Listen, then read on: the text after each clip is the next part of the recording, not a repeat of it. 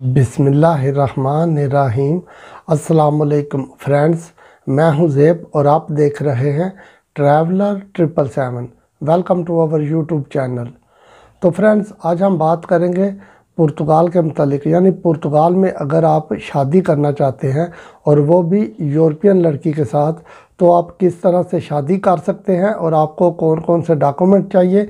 और जो लड़की होगी वो चाहे शेंजन के किसी भी कंट्री से उसका ताल्लुक़ हो या यूरोप के किसी भी मुल्क से उसका ताल्लुक़ हो, तो उसका स्टेटस पुर्तगाल में क्या होना चाहिए और वो लड़की किस तरह पुर्तगाल में रह रही हो, तो फिर आप शादी कर सकते हैं।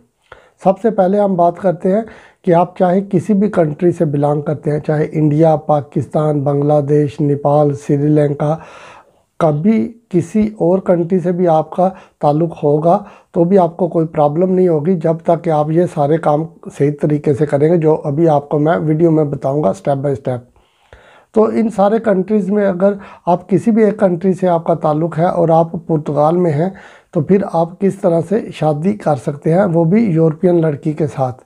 वो बेशक लड़की पुर्तगाल की ना हो, वो चाहे किसी भी यूरोपियन कंट्री से उसका ताल्लुक़ हो। तो सबसे पहले आपको डॉक्यूमेंट बताता हूँ। डॉक्यूमेंट आपको ये चाहिए आपके होमलैंड से। आपका वैसे तो आपके पास आपका वैलिड पासपोर्ट तो होगा ही, उसके अलावा अगर आप यानी पुर्तगाल में आते हैं या शेंजन वीज़ा पे आते हैं या पुर्तगाल के वीज़ा पे आते हैं, तो आपके पासपोर्ट के ऊपर स्टिकर लगा होना चाहिए। वो चाहे आपका वीज़ा एक्सपायर हो जाए, उसमें कोई प्रॉब्लम नहीं है। जब आप पुर्तगाल में होंगे तो फिर आपको आपका पासपोर्ट चाहिए, वैलिड पासपोर्ट होना चाहिए। इसके अलावा आपका बर्थ सर्टिफिकेट चाहिए आपको अपने होमलैंड से।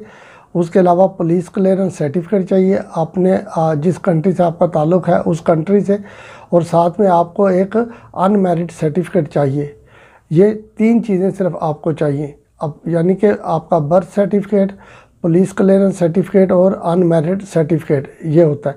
तो ये तीनों डॉक्यूमेंट आपके पास होंगे। अब इन 3 डॉक्यूमेंट्स के जो है वो आपने जब अपने कंट्री से बाहर मंगवाने हैं, चाहे तो आप पाकिस्तान, इंडिया, बांग्लादेश कहीं से भी आपका ताल्लुक़ है, जब आप इन डॉक्यूमेंट को पुर्तगाल में मंगवाएंगे तो सबसे पहले आपने अपने होमलैंड से जो मिनिस्ट्री ऑफ फॉरेन अफेयर है यानी मोफा, वहाँ से अटेस्ट करवाना है। उसके बाद फिर आपने जो पुर्तगाल की एम्बेसी है वहाँ से भी ये डॉक्यूमेंट जो है आपने अटेस्ट करवाने हैं। उसके बाद आप पुर्तगाल में इन डॉक्यूमेंट को मंगवा लें।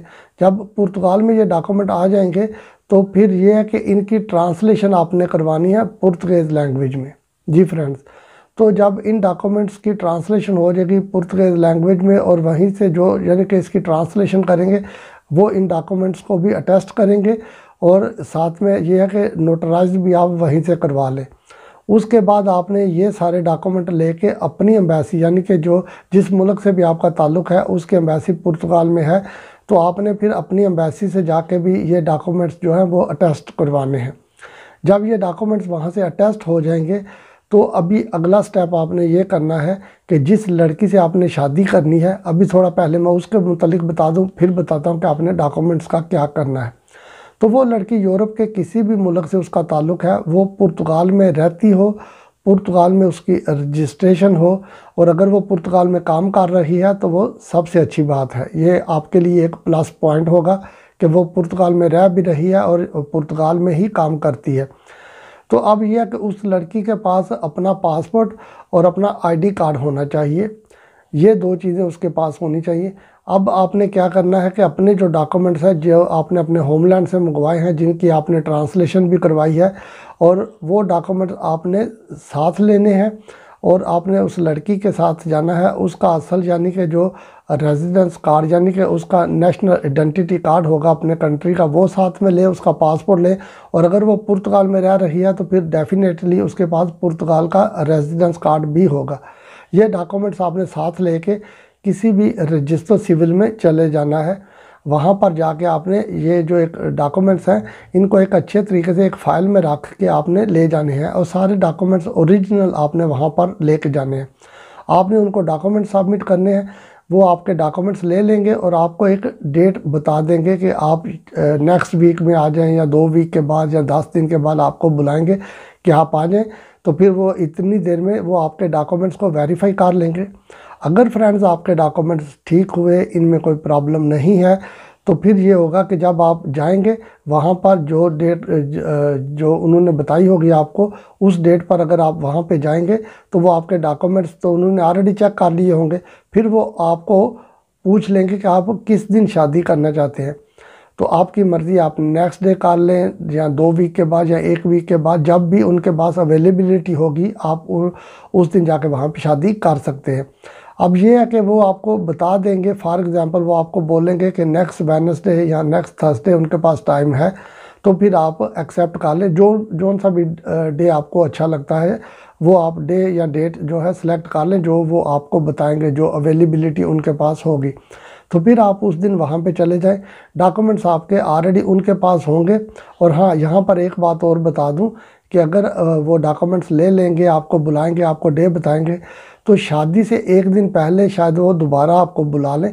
फिर होता ये प्रोसेस इनका थोड़ा डिफरेंट है ना, क्योंकि फिर शादी से 1 दिन पहले बुला के वो एक फॉर्म होता है वो आपसे फिल करवाएंगे।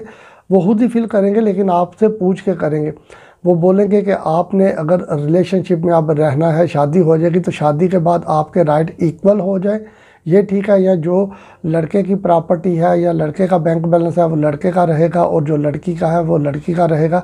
और आप 50% घर में हर चीज़ शेयर करेंगे, या कि आप एक नॉर्मल फैमिली की तरह ट्रीट करेंगे, यानी कि जो कोई एक्स्ट्रा पैसे आप खर्च कर लें, कुछ चीज़ें ले आएँ घर में ज़्यादा, तो कोई प्रॉब्लम नहीं है।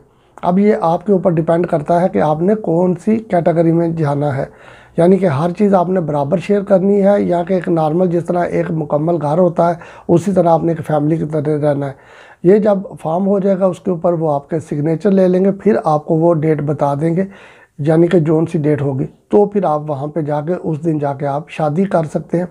जब शादी होगी तो शादी का प्रोसेस बड़ा इजी सा होता है। जब आप जाएंगे रजिस्टर सिविल में तो वहाँ पर एक यानी मजिस्ट्रेट के लेवल का जज बैठा होता है, वो वहाँ पे जिसको यानी कि कंसर्वातोर बोलते हैं। अगर वो मर्द होगा तो कंसर्वातोर बोलेंगे, अगर वो औरत होगी तो कंसर्वादोरा बोलेंगे उसको। तो वो आपकी शादी करवा देंगे, यानी कि जज के बराबर उसकी अथॉरिटी होती है। जब शादी हो जाएगी तो उसी वक्त ऑन द स्पॉट यानी कि आपको मैरिज सर्टिफिकेट इशू कर दिया जाएगा। तो फ्रेंड्स, ये सारा शादी का प्रोसेस है। जब आपको मैरिज सर्टिफिकेट मिल जाता है तो वो आप लेके नेक्स्ट डे आप सैफ के पास चले जाएं, और सैफ के पास जाके आप जो है वहाँ पर अपना रेजिडेंस कार्ड अप्लाई कर सकते हैं। अब सैफ का एक और प्रोसेस है, वो आपको वेरीफाई करेंगे, चेक करेंगे, शायद आपके घर भी आएंगे, बुलाएंगे भी, आपसे इंटरव्यू भी करेंगे छोटा सा। तो उसके बाद अगर वो सेटिस्फाइड हो गए तो फिर आपको वो जो है रेजिडेंस कार्ड दे देंगे।